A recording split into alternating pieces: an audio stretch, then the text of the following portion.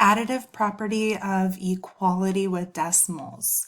I'm just going to give you a little quick review of how to do this. So we have y plus 1.63 equals 3.21.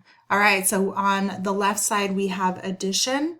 We have to do opposite operations, so we're going to have to subtract 1.63 from both sides.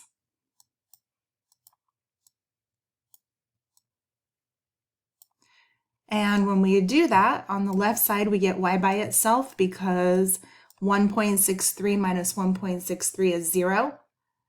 Bring down our equal sign, and now I have to subtract on the right side of the equal sign. So let's see, we have 11 minus 3